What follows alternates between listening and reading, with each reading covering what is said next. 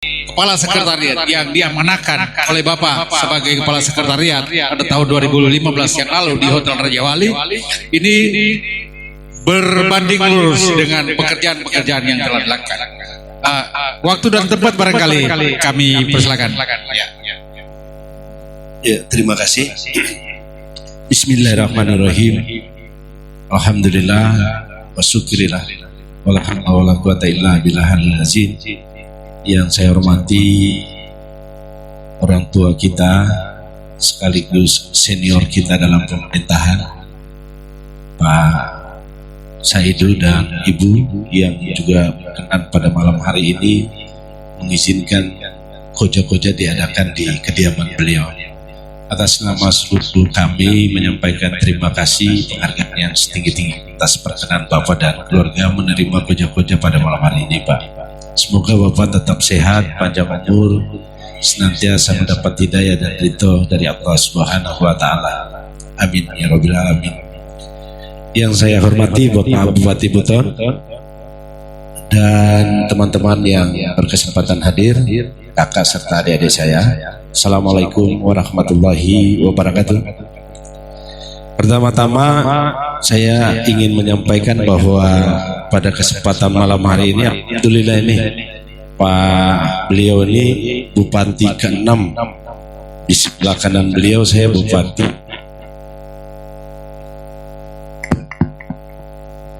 Di samping kanan beliau Bupati ke-8, di sebelah kirinya yang sementara berjalan Bupati ke-9.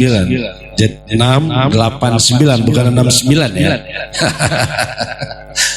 Jadi alhamdulillah kita bisa kumpul. Semestinya ada Bupati ke-7 juga nih Pak Safika. Cuma beliau berada di Jakarta untuk satu urusan dan beliau sebenarnya menyampaikan permohonan maaf tidak sempat hadir pada malam hari ini. Sekali lagi terima kasih Abah. Dalam acara koja-koja ini saya sebenarnya ingin menjelaskan sekaligus ingin melurus-luruskan sedikit karena ini dalam perjalanannya ada yang bengkok-bengkok ini. Walaupun memang ini sudah berapa kali saya dengar, hanya saja belum tepat momennya untuk menyampaikan. Sebab kenapa? Bahwa pemekaran Kepton ini bukan keinginan 1-2 orang saja, bukan keinginan 1-2 kelompok saja, bukan 1-2 organisasi saja, tapi ini keseluruhan kita. Sudah merupakan bagian jantung dan harapan kita bagaimana Kepulauan Buton, Provinsi Kepulauan Buton itu segera bisa mekar dalam negara kesatuan Republik Indonesia ini.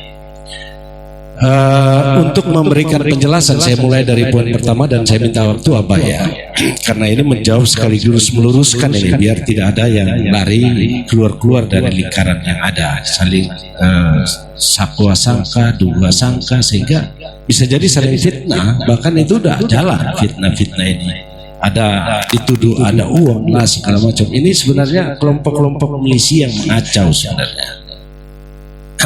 Tentang milisi itu siapa yang kena mungkin dengar aja, karena ini saya lurus. Pertama begini, terhadap isu bahwa Kepton belum mekar dari akibat diganti namanya, tadi sudah disinggung sama Kepala Sekber ya, Sekretariat Sekber. Itu sama sekali tidak benar. Bapak Ibu sekalian, terakhir yang mengawal Buton Provinsi itu saya tahun 2009 pada saat sidang pleno di DPR RI di Komisi 2. Kebetulan delegasi itu yang pimpin saya, dan itu finalisasi terhadap dimekarkan apa tidak dimekarkan Provinsi Buton Raya. Saya masih jadi ketua DPR pada saat itu. Sudah beralih lah, sudah transisi ke almarhum Pak Yamin. Di situ saya bicara selama kurang lebih 1 jam, memberikan keyakinan kepada pemerintah kenapa harus mekar, dan di ujungnya saya minta supaya pemerintah pusat menghargai eks-kesultanan Buton itu. Dan alhamdulillah waktu itu ketua Komisi 2 masih Burhanuddin Napitupulu ya, langsung memberhentikan semua. Setelah saya bicara 1 jam, terus beliau bilang, saya kira tidak perlu lagi didebat apa yang disampaikan oleh Pak Umar ini. Ya, bahkan waktu itu saya masih ingat persis ada Ode Nurhayati sebagai anggota DPR, kebetulan dia ada di Komisi 2, interupsi juga ingin bicara, tapi stop oleh ketua komisi. Sudah, nggak perlu lagi, karena apa yang disampaikan Pak tadi merupakan kronologis panjang tentang kerajaan kesultanan sampai integrasinya Kesultanan Buton tahun 56 dalam negara kesatuan Republik Indonesia ini. Oleh karenanya itu saya minta supaya pemerintah pusat menghargai Kesultanan Buton itu dalam bingkai negara kesatuan Republik ini. Kami tidak minta merdeka seperti di Papua misalnya. Kami tidak pernah batu-batu seperti di Aceh misalnya. Waktu itu saya sampaikan dalam rapat paripurna. Kita tidak pernah. Kami hanya minta mekar sebagai sebuah provinsi dalam bingkai negara kesatuan Republik ini. Apa susahnya bagi pemerintah pusat untuk menghargai? Nah, perkataan saya itulah yang kemudian disebut oleh ketua komisi. Saya kira masih ada itu dokumennya. Lalu beliau menyatakan, waktu itu ada Profesor Jo, Dirjen Otonomi Daerah. Ya, Pak Bakri, dosennya Pak Bakri, Pak Bupati hari ini. Sudah langsung menyatakan, saya kira tidak perlu didebat lagi. Dengan ucapan Bismillahirrahmanirrahim, dengan ini dinyatakan bahwa Provinsi Buton Raya dimekarkan. Selesai, sudah. Mekar sudah. 2009. Nah ini saya mau ulas karena ada tuduhan-tuduhan itu kepada Kapten, khususnya kepada saya. Oleh siapa? Oleh anak-anak geram ini. Ya. Dia nggak tahu apa yang dia lakukan hari ini justru sudah mengganggu substansi dari rencana kita untuk memekarkan ini. Nanti saya uraikan sebentar apa yang dia tidak tahu dan sudah menyentuh substansinya. Nah ketika itu ya, ini saya jawab Pak, karena tuduhan itu dilontar seolah-olah Kapten ini tidak mekar karena diganti namanya. Yang ganti itu ini, memang yang kasih nama Kapten saya. Itu diskusi saya sama Nur Alam, dan pada saat itu dihadiri oleh beberapa bupati daerah cakupan. Kemudian saya usulkan Kapten karena pada saat itu mengacu kepada pemekaran dari Konawe Kepulauan. Konawe Kepulauan dari pembagian APBD dua yang paling banyak karena memakai isu kepulauan. Makanya disepakatilah menjadi Kepulauan Buton, Kapten. Saya yang usul, saya yang namanya itu. Nah, setelah itu pulang kita, kenapa gagalnya Buton Raya? Sebab waktu itu yang kita ngajukan kan 5 dan cakupannya: Kabupaten Muna, Kabupaten Bombana, Kabupaten Wakatobi, Kota Bau-Bau, dan Kabupaten Buton. 3 hari kemudian Pak Ridwan Baik pimpin rapat di rumah jabatannya, mengundang seluruh para kepala desa. Boleh tanya Pak Safikar, kalau ada beliau serius ceritanya nih. Pak Ridwan Baik mengumpul seluruh kepala desa se-Kabupaten Muna. Lalu kemudian konferensi pers menyampaikan bahwa para kepala desa se-Kabupaten Muna menyatakan menolak menjadi cakupan, salah satu cakupan di Provinsi Buton Raya. Itu besoknya Abustam di Bombana juga pimpin sidang paripurna, menyatakan keluar dari cakupan wilayah. Jadi bukan Umar Samir yang batalkan itu, saya sudah komandoi dan sudah alhamdulillah sudah mekar. Hanya saja dibatalkan oleh 2 figur itu, entah siapa atas nama keseluruhan, tapi di tangannya lah kemudian gugur Buton provinsi itu. Bahkan ketika ketemu kembali Komisi 2 melaporkan hal ini, waktu itu Burhanuddin Napitupulu dan teman-teman di Komisi 2 mendesak kepada ketua komisi agar supaya Kabupaten Muna dan Kabupaten Bombana itu dipaksa lewat undang-undang kembalikan kepada wilayah semulanya. Mau dipaksa waktu itu Pak. Tapi debatable pada akhirnya pupus sudah. Nah ini saya komen di situ ya, sudah berakhir provinsi itu 2009. Lalu berjalan proses ini. Dari pengalaman itulah ketika saya menjadi bupati dan dilantik bupati tahun 2012, saya mulai bergegas. Sorry, ini saya bukan lagi minta izin orang tua saya, ini bukan lagi ini, memang saya punya ekspresi begini kalau bicara ini. Jadi ketika itu terjadi, saya jadi bupati, lalu kemudian saya bergegas. memekarkan 2 wilayah yang ada di daerah saya. Waktu itu kita 21 kecamatan. Saya hitung-hitung sama Pak Bakri, ini kita 21 kecamatan. Kita bagi 3 saja. Induk 7, selatan induk, tengah 7. Jadi bagi 3 kita dari 21 kecamatan. Jadi Pak Safai Kahar dulu masih jadi bupati, di masa beliau 31 kecamatan, transfer ke Pak Safai 31, di tangan saya jatuh 21. Dari Pak Safai sudah lepas Bombana kan, Bombana sama Wakatobi. Lalu kemudian di tangan saya tinggal 21, bagi 3 saya. Tengah 1, selatan 1, induk 1. Jadi 77. Kenapa kita mekarkan Buton Tengah, Buton Selatan? Itu upaya untuk mencukupi daerah cakupan wilayah, karena kita sudah trauma dengan Bombana dan Wakatobi. Jadi settingan pemekaran Buton Tengah, Buton Selatan itu gagasan kita untuk mencukupi cakupan wilayah yang ada. Nah ini, jadi saya sudah jawab tadi soal perpindahan nama dari Buton Raya ke Kepton. Setelah saya jadi bupati, kemudian timbul cerita saya sampaikan ke Pak Nur Alam, dan tadi secara teknis sudah dijelaskan sama Pak Jusmani. Pak Nur Alam saya sentak waktu itu, Pak Gub, kita sudah tidak bisa lagi nahan nih. Kalau kemarin Provinsi Buton Raya itu gagal karena keluarnya 2 daerah pemekaran, settingan ini saya ngajukan, karena waktu itu saya sudah mengajukan rencana pemekaran Buton Tengah, Buton Selatan, walaupun sudah digagas semulanya oleh Pak Safei. Kemudian saya gagas, Nur Alam langsung telan mentah-mentah sebagai gubernur, Pak. Bahkan dia sama saya, Pak Bupati, saya berharap akhirnya Kepulauan Buton ini di tengah penghargaan yang tinggi sebagai masyarakat Sulawesi Tenggara, kita cari momen yang tepat. Sudah dijelaskan tadi itu ya, dimulai dengan melakukan grand design tentang penataan kota Sulawesi Tenggara. Di sana diusulkan, karena itu memang dudukannya, tanpa itu tidak bisa. Karena harus di prospek dulu, itu kan harus ada apa namanya, ada kajian akademisnya. Saya dorong terus waktu itu Pak Gub, supaya secepatnya diadakan desain tentang penataan Sulawesi Tenggara ini. Grand desain besarnya apa? Grand desain Sulawesi Tenggara terbesar itu masih dijadikan 1 provinsi lagi. Lalu kedua, masuknya Bombana, Kabana, lalu Muna Timur dan Kota Raha. Sudah selesai dipresentasikan, setuju. Duduk di situlah pemekaran ini, rencana pemekaran ini. Jadi bukan ujuk-ujuk dan tidak bisa didorong begitu saja, dan bukan bisa diselesaikan di jalan di lampu merah seperti yang dilakukan hari ini, minta-minta Rp1.000 itu. Bukan begitu. Saya sengaja sentil ini karena dari dulu menyentil terus ini anak-anak ini. Dan saya belum keluar pernah menjelaskan ini. Dan perlu saya ingatkan, tidak usah sebut-sebut uang. Semua sumber pendanaan itu saya yang tanggung. Baru malam ini saya bicara ya. Saya yang tanggung 1000%, saya yang tanggung itu. Supaya ini bisa clear ini urusannya, karena ada tuduhan sana sini, tuduhan sana sini.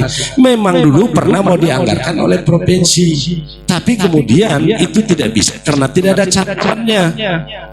Kalaupun itu ada pembiayaannya, tidak mungkin melekat kepada sekber, karena sekber bukan bagian satuan organisasi kerja yang ada di perangkat provinsi. Tapi tuduhannya buat kita kan. Ini semua. Jadi saya teruskan, alhasil tadi setelah itu selesai, tibalah waktu acara HAU, Pak. Jadi kita lapor sekaligus kepada kita punya sesepuh orang tua. HAU Sutra yang ke 2014 waktu itu di Kolaka Timur. Pak Nur Alam menyampaikan sama saya, sudah kita kumpul di sana semua, undang seluruh para kepala desa. 2015 sorry. Seluruh kepala desa, seluruh camat, seluruh perangkat kerja yang ada di Sulawesi Tenggara daerah cakupan, diundang semuanya. Karena memang yang namanya pemekaran ini kan sebenarnya keinginan politik terhadap satu daerah, kelompok masyarakat yang ingin memekarkan dirinya, membentuk dirinya jadi satu daerah baru, baik kabupaten, kota maupun provinsi, keluar dari induknya. Ini kan keinginan politik.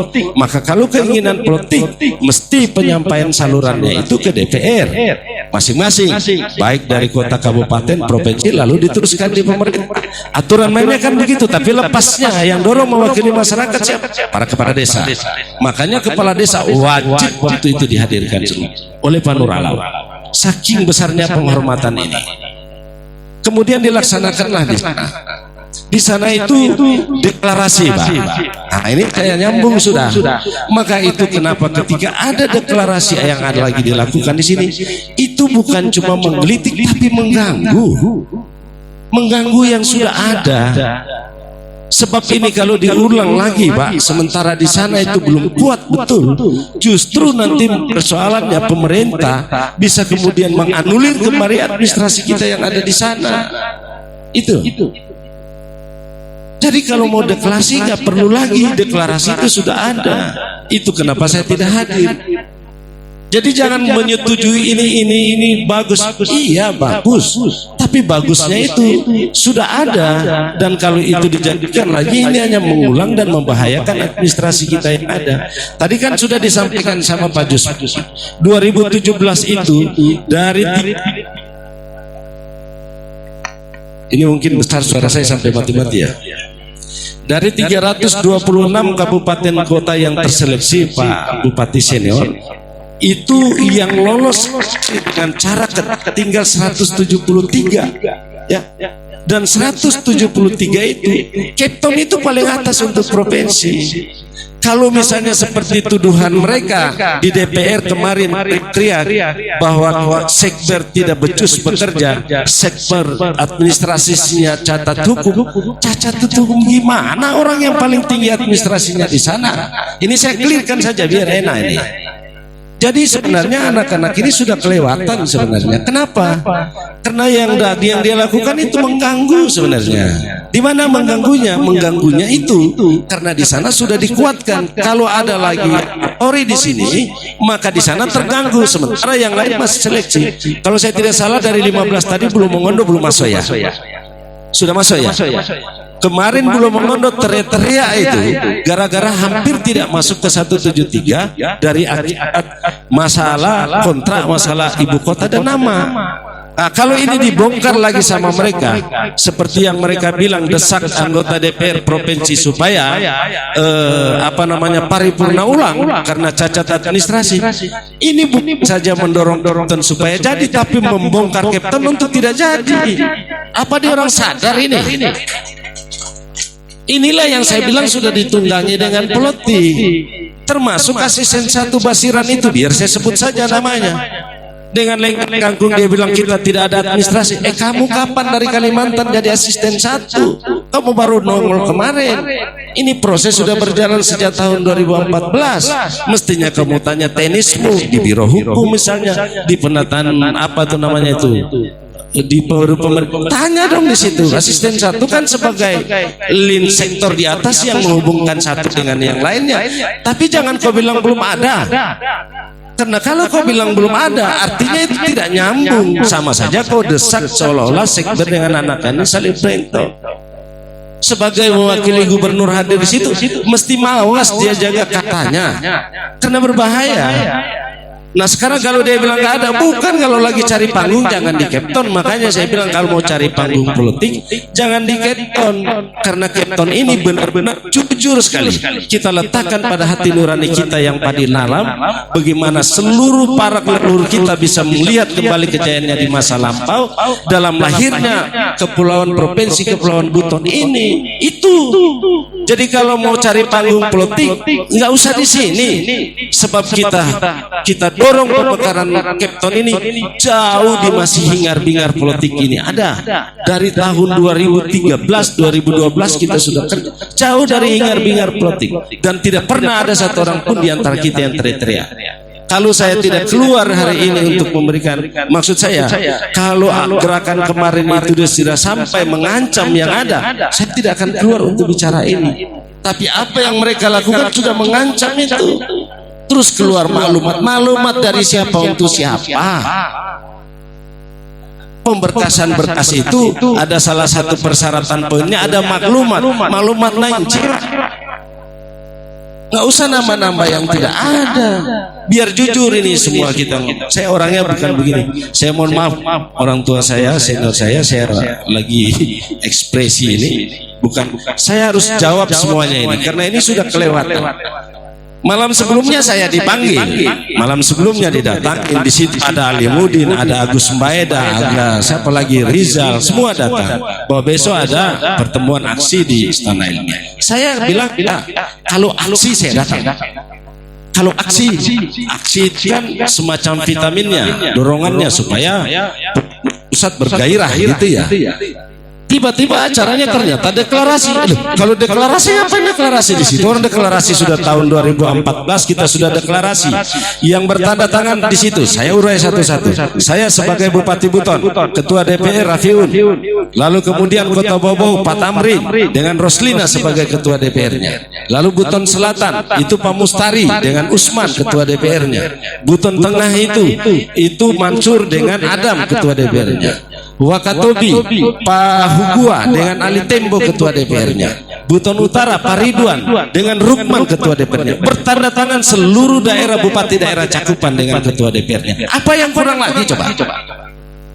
Di tengah haul acara Sulawesi Tenggara, di hadapan gubernur disaksikan Rahman Saleh dan gubernur Rahman Saleh sebagai ketua DPR, lalu Pak Nur Alam sebagai ketua DPR, bahkan Bupati Konawe Kiri Kongguasa mengusul kepada saya, Pak Bupati Suhu kalau bisa kami semua bupati yang ada ikut menyaksikan ini, bertanda tangan ini. Coba kurang apa hebatnya ini? Daripada dihadiri yang kemarin itu dengan apa itu yang hadiri itu? Ya, artinya bahwa pemekaran itu kemauan dari masyarakat Sulawesi Tenggara. Saya bilang tadi dihadiri oleh para kepala desa seluruh daerah cakupan, diwajibkan datang oleh gubernur, para camat, dan itu sudah implementasi dari perwakilan seluruh masyarakat daerah cakupan. Tidak sampai di situ, Pak. Tahun 2015 setelah kita selesaikan seluruh administrasi, datang lagi haul Hari Jadi Sulawesi Tenggara di Kolaka. Di saat di situ lagi paripurna persetujuan pelepasan. Bayangkan coba, gubernur bertindak di situ. Itu yang dibilangkan satu-satunya berkas yang paling.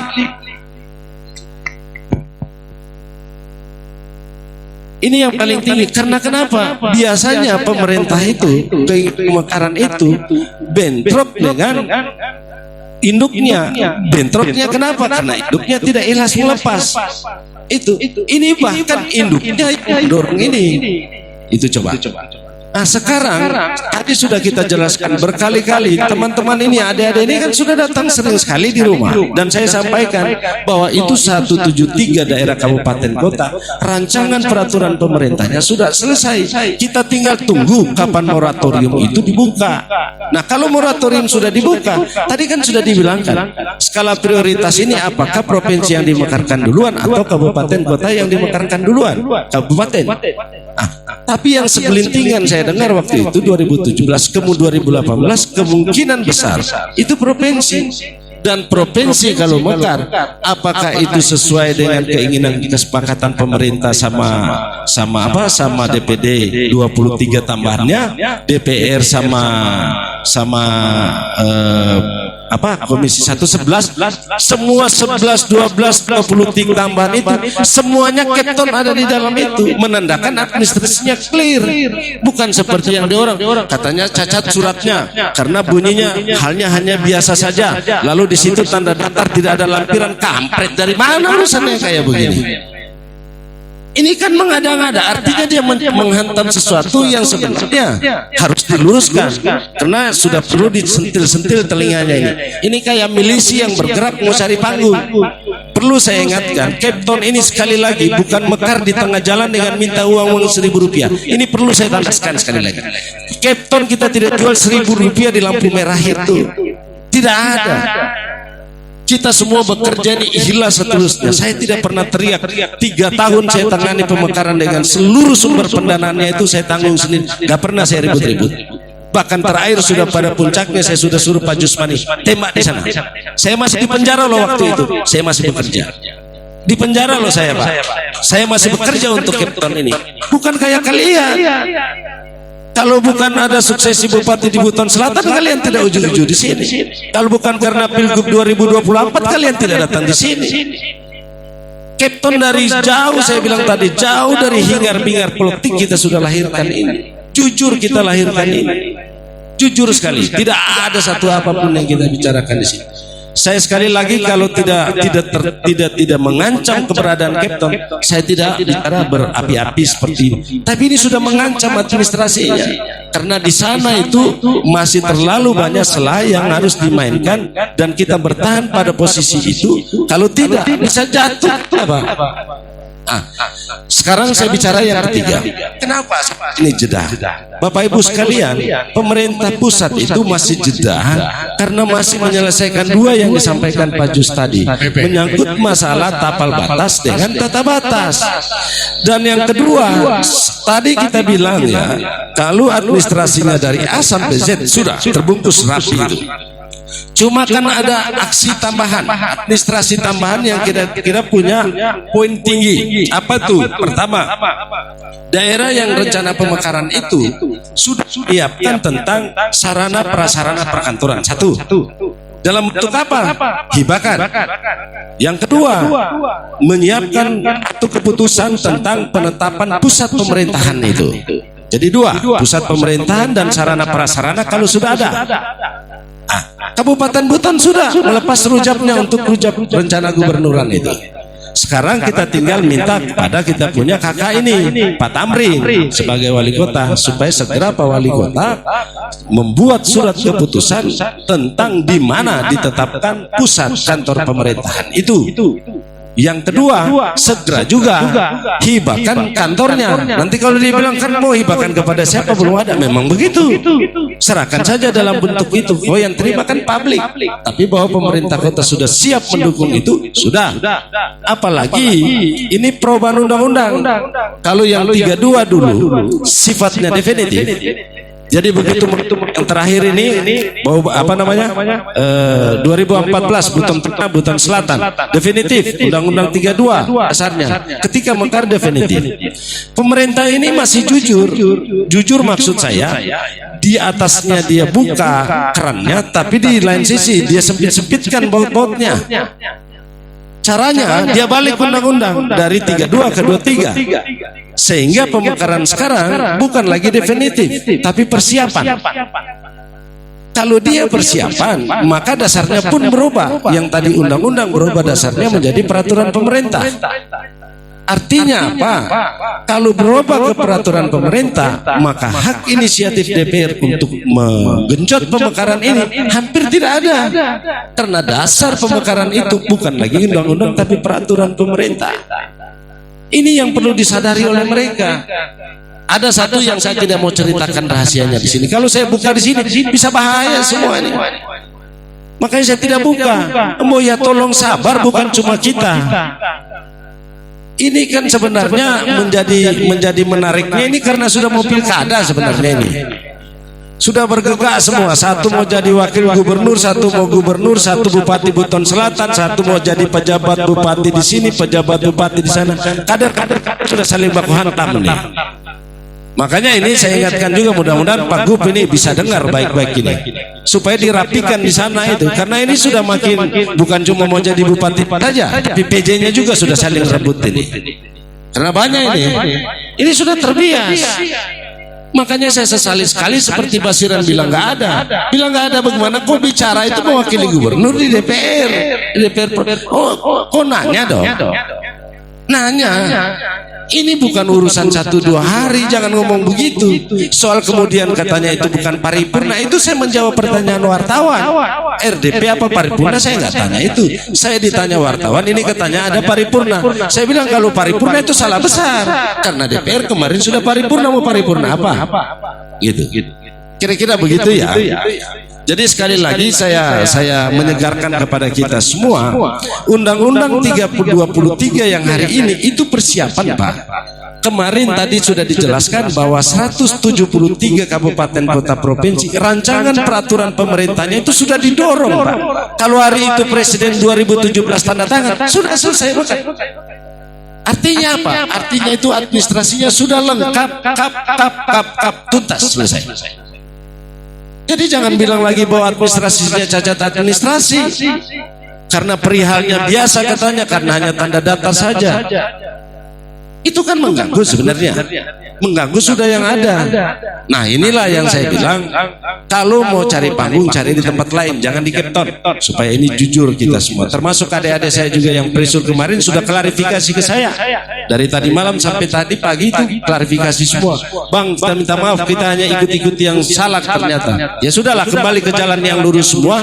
Tinggalkan orang-orang yang salah itu, karena yang salah-salah itu punya kepentingan politik saja. Terima kasih. Baik, terima kasih Pak Umar. Tapi ada yang sedikit mengganggu ini Pak. Tadi Bapak sampaikan bahwa pemekaran ini adalah kerja-kerja kita semua. Tapi ada yang ingin saya sampaikan sama Bapak, saya ingin pertanyakan bahwa munculnya permintaan nama-nama tim kepada Korda atau koordinator daerah, kepala daerah cakupan ini, yaitu tim pemekaran. Tim pemekaran ini kan salah satu syarat mutlak di dalam pemekaran, yaitu adanya tim pemekaran yang tentu saja yang diminta oleh gubernur. Dalam hal ini gubernur. Apakah tim pemekaran yang dibuat oleh gubernur selama ini kan sudah dibuat Pak, SK 135 tahun 2019 kalau saya tidak salah, bahwa sudah ada tim pemekaran di situ. Sekarang ada permintaan tim lagi Pak. Apakah akan dianulir SK 135? Bisa Bapak jelaskan? Jadi pertanyaannya kayaknya terbalik ya, harus dibalik. Jangan dianulir. Ini yang aneh sebenarnya. Yang pasti kalau ada, saya juga baca itu kemarin, seolah-olah atas nama gubernur lalu ditandatangani. Inilah yang saya bilang indikasinya ada penyintas di situ. Kenapa? Tidak mungkinlah dari gubernur. Kenapa tidak mungkin? Mau ya gubernur kemarin sudah mengeluarkan itu kok. SK 139 sudah dikeluarkan kemarin. 135 sudah. Artinya itu tidak mungkin instruksi gubernur, pasti ada penyintas. Siapa penyintas tadi ya? Sudahlah. Apakah itu sodiran? Sodiran itu mantan Dandim dulu ya. Itu. Ya itu kita nggak tahu lagi. Karena tidak mungkin Nur mau bikin 2 kali SK. Nggak mungkin kan? Berarti ada penyintas. Ini yang saya bilang sudah ditunggangi. Ya mungkin saja dia tidak calon bupati tapi jadi PJ. Baik. Saya kira itu. Terima kasih banyak. Mari kita menahan diri semua agar pemekaran Kepton ini dia berjalan sesuai dengan rel dan koridornya, di mana kita inginkan bahwa pemekaran Kepton ini betul-betul menjadi prioritas dari masyarakat Kepton tentunya.